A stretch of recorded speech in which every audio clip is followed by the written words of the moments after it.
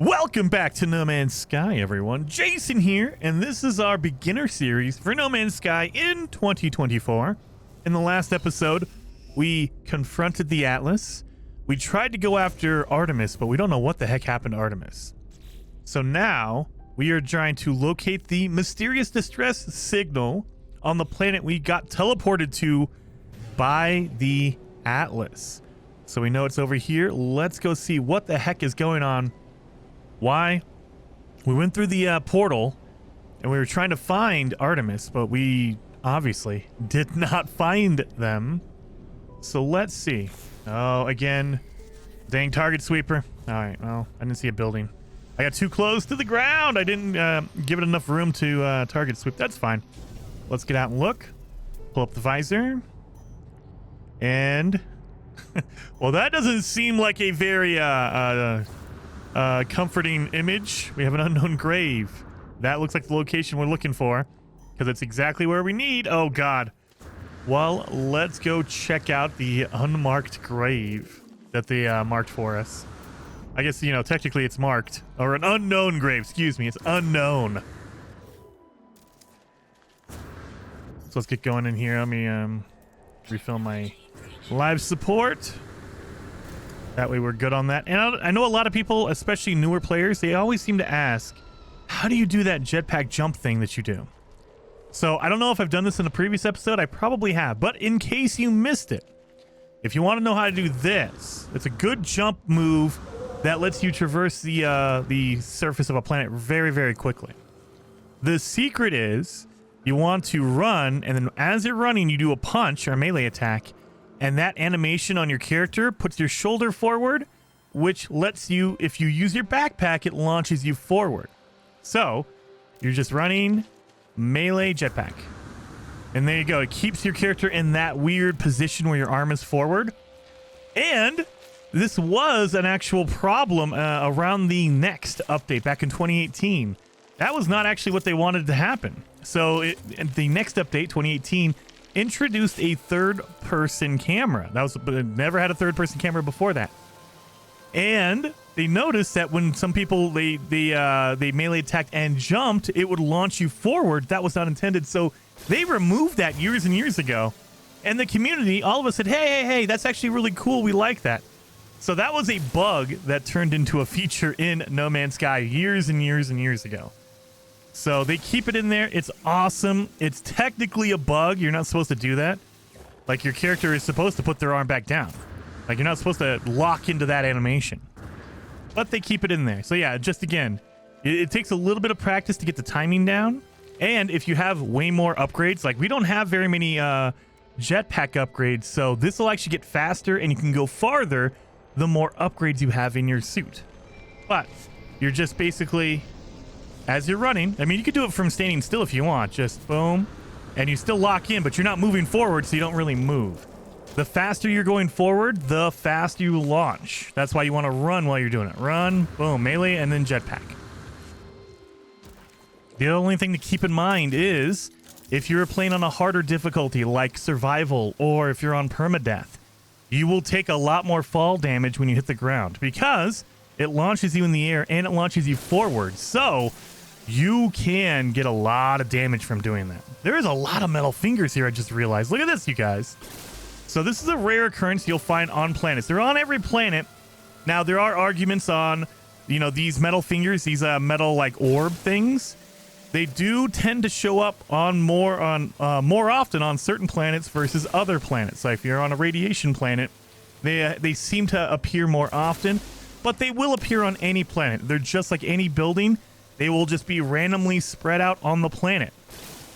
So if you see these, definitely take the time to pick them because you'll get a ton of gold.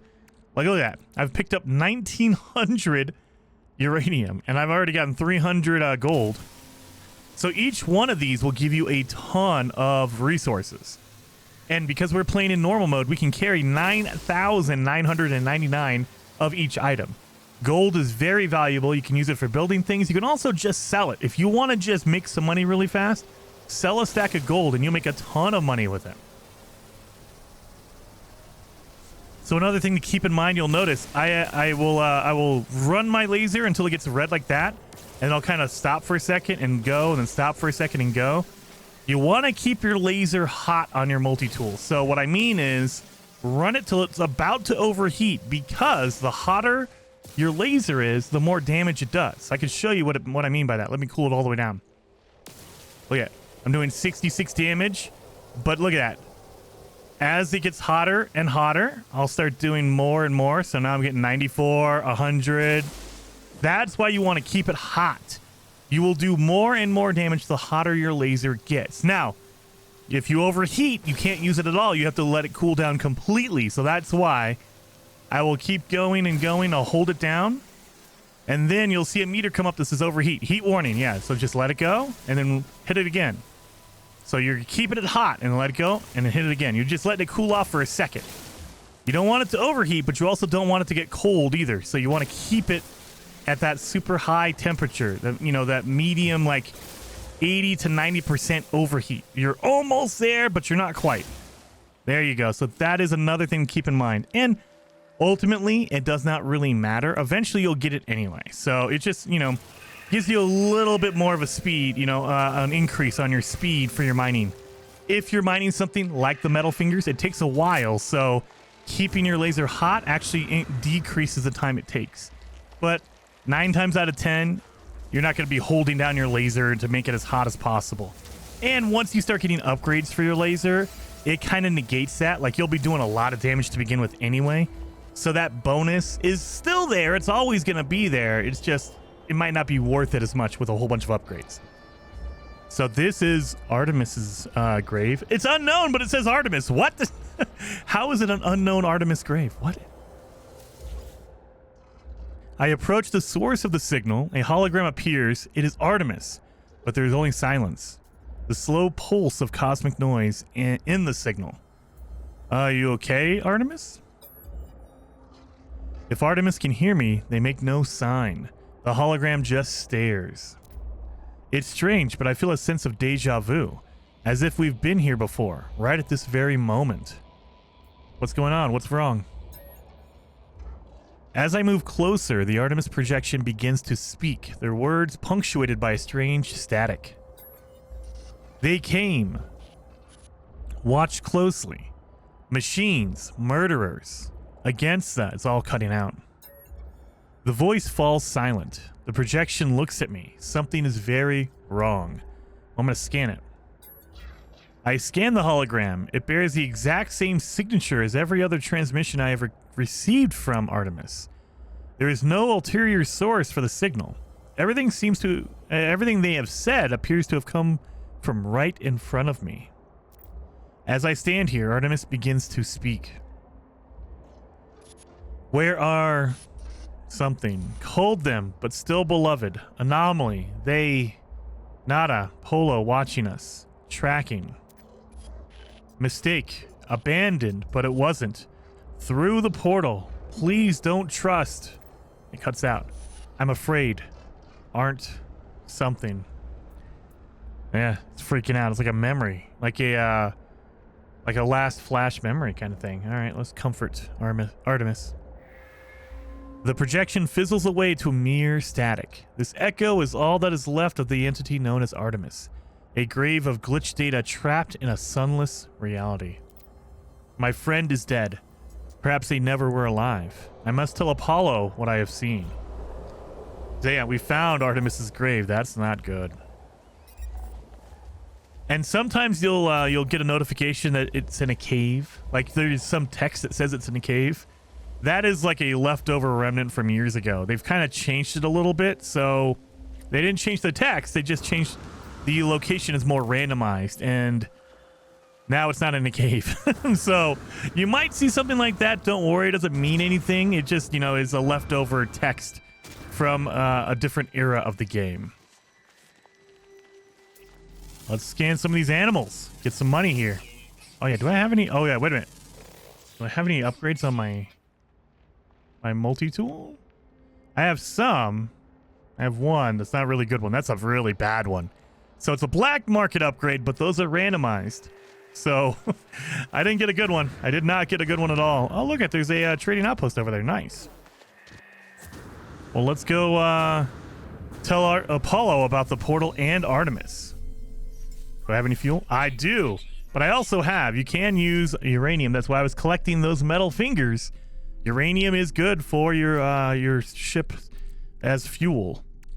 So let's move that. I have 4,000 uranium. Are you kidding me? I got fuel forever now. I got enough fuel to last me forever. Organize my inventory just a little bit. That should be okay. So let's go. Now, the other thing to keep in mind, you'll notice that sometimes when I launch, I'll aim at the ground and I'll shoot the ground and I'll get resources. Like, look at it. I'm picking up the ferrite dust. You can pick up the carbon from the ground if you destroy plants. Anything you destroy with your ship. Oh, unless you don't have room. That's another thing to keep in mind. If you don't have any room, then it doesn't really matter. But anything you destroy... Well, let's just move some of this away. Okay, there we go. Anything you destroy will give you the materials. Now, keep in mind, though, they don't give you all the materials. You get half of the amount. So if I destroy this one rock right here, I would normally get 10 if I use my multi-tool, but I only got 5 in my ship. So that is the downside. It's easier and it's way faster. You can destroy more rocks this way, but you're not getting as many resources as you would on foot. So keep that in mind. This is it's a more convenient way to get it, but you're not going to get as many resources. It's way more efficient. So like, look, I got 25. So I just destroyed a whole bunch of rocks and I got 58, right? 58. So let me put all this away here. So we had 58 in our ship. Now I have 0 in my my suit, right? So 58 for destroying all those rocks. I just destroyed this one. I got 8. Look at that. Boom. I can just destroy all this and get a whole bunch of it. I'm already up to 20. I mean, boom, boom, boom. Just in a few minutes, I got 62. So you get more with your multi-tool, you guys. So just keep that in mind. It's faster. It's safer. You don't have to worry about the atmosphere because you're flying around in your ship. It's easier because the weapons on your ship are way more powerful than your laser, but you're getting less for your resources. Like, look at that. Boom. Not really a lot. So yeah, just keep that in mind. It's an easy way to do it, but it's also not the best way, the efficient way. Anyway, let's go talk to Apollo. Come on. And I need to scan for a hollow terminus. Let's do this. Boom. And where is it at? Mark it for me. There it is. And you'll notice I went out of the atmosphere because if you're outside of the atmosphere, you can use your pulse engine like that. That way you can get there quickly. We have everything all lined up. I'm just trying to make sure all my inventory is kind of where it needs to be. We're gonna need some fuel for here. Oh, we need some more pulse engine fuel. Good lord. Make sure I use up all that Starship launch fuel because now I don't need it. I have a whole bunch of uranium. So I don't need any launch fuel for my ship. Thank God. All right, again, whenever they mark it, it's always just the general area. I bet you that's actually where we need to go. So let's fly down here. So there should be a hollow terminus. That's like the big satellite feed thing we can use, the radio broadcast. And let's look. That's what it is right there. Boom. So anytime I'm looking for like a mission objective, I will always do a scan and a nearby building. Not always, but I'd say 90% of the time. If you do a scan on the way in and it shows you a building, that's probably where you need to go. So it's my kind of trick way to get around the target sweeper because you guys know I absolutely hate the target sweeper. It is the worst addition. What the heck? Get up there. It's the worst addition to this game by far. There's been other things they've changed about the game that I might not like. The target sweeper still is, you know, multiple years from doing it, it is still the worst thing they've ever added to the game. Because I cannot figure out any benefit to it other than they want to slow you down. That's it. That's the only thing it's used for. Because back in the day, they would just mark the location like, oh, here's the comms tower. Boom, done. It would literally mark the location to go to. Now it's, well, we're going to mark an area that's like 1,000 feet around in a circle. You can do that. There are no signal matches for Artemis or Apollo. What? Well, let's scan for that. The warning messages cease. Some new frequency shimmers into being. I can't talk to Apollo? What's going on here? Anyway, I'm sorry. I'm complaining too much. We have a new thing here. Break. Data stream interruption. What is this? Speak with the stranger. No. You are not alone. Tell me, what's the point of living if we know life will finish? Oh, we improve the lives of others. And when they die too? What then of these improvements? What then of good and evil? Nothing remembered, nothing forgiven. Well, you seem like a delightful character. I know you, traveler. I know where you've been, and I know where you're going. What if I told you that Artemis could be saved? What if I told you that Artemis could live once more after a fashion? What would you do then, I wonder? I would need to know more. A skeptic. Well, Artemis was already dead. Your journey to save them has failed. What do you have to lose? Well, I don't want a zombie. That's something, right? I don't want to make an Artemis zombie, dude. The blood of Artemis is data. The heart, it's glitch. I can help you retrieve them both. We require a mind arc, a receptacle for their soul. Can you do that for me? I am reactivating Artemis's frequency. Speak with them when you are ready. The stranger offers me blueprints for something they call the mind arc. A device they claim will allow me to restore Artemis to life. Well, yeah, I'll accept that. I accept, not knowing who the stranger is or how they possess such knowledge of my adventures. But if there is a chance that I can help Artemis, I will take it. So now we can make a mind arc. We need a mind arc and a soul engine in order to make it. So now we have a blueprint for a soul engine. So let's see what's going on here. I need to speak. Oh, wait, let me speak to Artemis. Are you? Artemis repeats these two words endlessly, unable to see my face or hear my voice. I must craft the mind arc before I can help them further.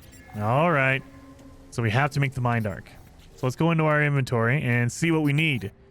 We need a soul engine, which needs metal plating, living pearls, and cadmium. And we also need a mind arc, which needs the soul engine. So we need this one piece to make a mind arc. But we also need wiring loom and glass. Hyperdrive upgrade required. Purchase the starship upgrades from the space anomaly. So we need to go to the space anomaly and get some upgrades. Let's go do that. Let me get my ship. Let's go. Oh, God. Oh, yeah. We can also probably talk to Apollo and Nada, right? And tell them what the heck is going on here. So let's go do that. Holy macaroni. They probably won't know what the heck is happening. They're like, what are you doing? You're bringing Artemis back to life? How did he die? What the hell? You're messing up left and right, Jason. Let's go talk to... Oh, yeah, there we go. Report the appearance of Null to Nada. Let's go. Also, I keep switching between first and third person. Again, I know I say this a lot, but I know that it feels like after years and years of playing this game, they made No Man's Sky with first person in mind. A lot of the stuff works better in first person, so they let you go into third person, and I prefer the third person camera. However, a lot of camera angles are kind of funky in third person, and some stuff doesn't even work in third person like it should. Like if you're digging a hole and you want to look straight up, you can't. Look at that. You just get an angle because the camera just locks in. You lose that last like 10 or 15% of your angle. So there's no way to look straight up in third person. Whereas if you're in first person, I can. Look at that. Boom. There you go. Boom. That's a huge difference. And it's because the game was made with first person in mind. So you'll notice I switch out a lot between the different angles just because I know sometimes it works better if you're in first person, or vice versa. Sometimes I just like it. It looks better in third person. Traveler entity. Nada has watched your signal. Nada has seen the other entity. Other entity is old. Older than Nada. Older than our home. Nada feels them watching. What the heck is going on with Null? Nada asks the other entity, are they first? Are they last? Missing entity chose not to answer. They have ignored us. Apollo entity ignores us too. Ignores the travelers. Such is their pattern. It is valid. Nada understands. Well, wait. What about the other guys? Oh, you don't want to talk to me about anything else? Oh, come on. All right, fine. Well, we got some Quicksilver out of that. So keep in mind, we earn a little bit of Quicksilver here and there from doing missions for Nada. But another great way to get Quicksilver is at the Nexus Cube right here. This green cube, the Nexus right here. It gives you missions, and they will randomly, every day, they will give you one mission for 400 Quicksilver. It's a special currency that you can use to buy special items in the game. You cannot, there's no real world like DLC microtransactions in this game. You still have to, you have to do missions in the game to earn it. You have to earn it. But once you've done that, and you'll notice I have 3 right here, right? It will stack up to 4 missions. It shows you 3. So you have 1 that you can do every day, and then it keeps a record of the 3 previous ones. Once you get to the 4 missions, it stops. It doesn't like if I go away for a month, it's not going to save up 30 days worth of missions. It will only save up to 4. So you get your current 1 and then the 3 in the queue, basically. So you have 4 total missions you can do if you save them up. After that, it's done. And then if you keep up on it, like if you jump in every day, it's like a daily. You can come in here, do your 1 daily mission to get your Quicksilver, and be done with it. Anyway, once you have enough Quicksilver, come over here to the Synthesis Companion, the robot. Here we go. We have to create exotic items from Quicksilver. Also, if you do any of the expeditions, your rewards are here, and collect Twitch rewards if you have any Twitch drops that you if you watch a content creator stream on Twitch on special occasions. It's not all the time. It's about, I believe it's twice a year. They usually do 1 in the spring and 1 in the autumn, in the fall. They will do drop events where for 5 days in a row they will drop special like ships and stuff like that. Like I can show you. I have posters here. I have different things here. I have emotes. I have engine color upgrades. I have jetpacks. I got multi-tools. I got ships. So they drop a whole bunch of random stuff here, so it's definitely worth it to do that. But once you create enough once you've collected enough Quicksilver, you can use it. Like right now we have 300. You can use it to buy items in the store, and because I've unlocked it on my main save, it unlocks for all of my saves. As long as I'm on my Jason Plays profile, I can make a new save, and all the items I unlocked on my other save, my original save, will unlock here. So that's all available. I don't have to buy it. So you can, like right here, boom. There are some things that you can buy multiples of. Fireworks, void eggs. And so they let you but keep buying those over and over again. Like you can buy a whole bunch as long as you have the money for it. If I had 3,000 nanites, I can buy another one of these. So you have all that. That's really, really cool. I wonder, where's my, is it base building? Where's my fireworks? Oh yeah, no fireworks, okay. Anyway, so once you've collected a lot of Quicksilver, you can totally, you can start building stuff out of there. And it takes a long time. I would suggest, on the weekend, starting Friday afternoon. Well, I should say, starting Friday, depending on your time zone. If you're in Europe, it might be a little bit earlier. If you're in the United States, it might be the afternoon. But on Friday, the weekend event happens every week in No Man's Sky. So it's a special community event that we can all jump in and play, and it gives you a big Quicksilver reward. And it happens Friday, Saturday, and Sunday. It ends on Sunday, so you have 3 days to complete it, and it's really, really cool. So we need to buy upgrades for our ship. We need to get to a cadmium. We need to get a cadmium drive because we need to get to a red star system. So what you can do is, in the upgrades station on the Space Anomaly, you have all the upgrades for your ship. We have our hyperdrive. We've earned that, but we need to buy our cadmium drive right here. So we have that. It's going to take 250 chromatic metal and 3 wiring loom in order to build it. Once we build it, we can go to any red star in the game. But I will show you a different way to do this. That way you don't have to worry about going to a red star. So let's get to another one. So you have a red star upgrade. Then you have a green star upgrade. But keep in mind, because they're in order, once you've unlocked the higher tier, you don't need the previous one. So in this example, if I have my cadmium drive, my red star drive, and then I install my green drive, my emerald drive, I can go to both green and red stars with this one drive. So I can get rid of my old cadmium drive and just use my emerald drive. Or if you have the S-Class, the highest level one, the indium drive right here, this will let you go to any star. So you can go to blue, you can go to green, and you can go to red. That way you can kind of save space. Now, there is a benefit to using all three. Each upgrade gives you a little bit of distance on your hyperdrive. So let me show you what I mean by that. So we have both the cadmium drive and the emerald drive. So let me show you, before we go too crazy here, let me show you what I mean by shortcutting it. The reason why we need the cadmium drive is our mission is to get cadmium, and because cadmium is needed for the soul engine. We need 120, right? Cadmium is only found in red star systems, so we need to go to a red star. That's why we need to build that upgrade for our warp drive.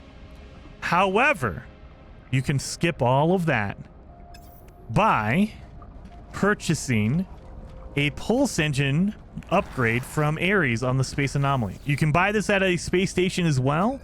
The easiest way to do this is right on the Space Anomaly. Ares will sell you upgrades. So let's purchase upgrades over here. And he has pulse engine modules. This is what you need. Keep in mind, when you destroy an upgrade, they will give you the same amount, whether it's a C class, a B class, or an A class. Doesn't matter what level it is. So right here, we'll buy one of these. And then do we have a B class? We do not. Pulse engine. All right. So I can't show you how it works, but I can tell you, once you install this upgrade, this is for your pulse engine for your ship. Install it. And then if you hover over the technology, at the bottom of this list, it'll say dismantle and the items you will get from that upgrade if you destroy it. So I will get 75 deuterium, 75 cadmium, and 1 wiring loom. Now, keep in mind, you're destroying the upgrade, so there's no way to put it back or you can't rebuild it. It's gone forever. You just get the pieces from it. And it doesn't matter if this is a C class, a B class, or an A class, or an S class. Does not matter the class. The same upgrade will give you the same amount no matter what.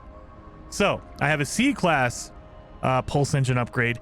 If I had an A class pulse engine upgrade, it would still give me 75 deuterium, 75 cadmium, and 1 wiring loom. Doesn't matter. So that being said, I'm going to destroy this. And boom, we have 150. So we are good on our cadmium. Let me buy a couple more. No, not transmit data. Son of a... I'm not paying attention to what I'm doing here. Sorry. Purchase upgrades. And we're going to buy 2 more. So you notice, you see how the price increases? I'm hitting left and right on my my D-pad. So I can buy a lot. You can buy unlimited amounts, as much money as you want to spend here. I would not suggest buying a whole bunch because we're just destroying it. You don't want to waste all of your nanites here. The other thing I hopefully you guys noticed is he does not have A-class or S-class upgrades. Our Ares on the Space Anomaly will have all the upgrades. He has everything here. However, he only has C and B class, so you can't really get good upgrades. You can just get the bare essentials. So let me grab 2 of those. So now I have 2. We're going to install it and delete it to get the cadmium out of it. So now we're up to 300 cadmium. Very, very good. So we got earlier. I know this is a lot of information I'm dropping on you guys. We bought the blueprint for our cadmium drive to go to red stars, and we also got our emerald drive to go to green stars, right? Let me do this while we're in space. Now that we know that we can build it, let me make sure. Yep, it just needs wiring loom and whatever piece, cadmium or that. So we're good on that. I think I'm going to need one more drive here. Sorry, we need enough cadmium to make our... come on, there it goes. To make our stuff, our upgrade. So pulse engine, one more. Should do it. We need to get 375. Good. We needed 350, but 375 is good enough. Anyway, let me show you what I mean. So just to kind of to help you out, if you have limited space in your spaceship, you only need to install the highest level of upgrade. So let's jump in here.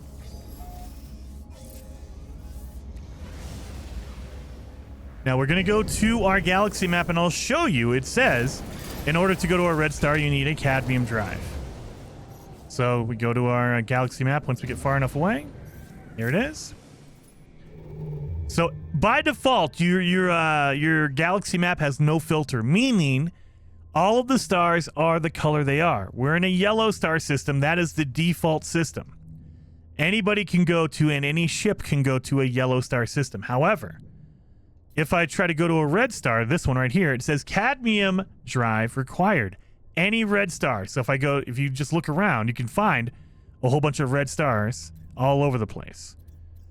So red star up here, cadmium drive required. I can't go to any of these because I don't have my cadmium drive.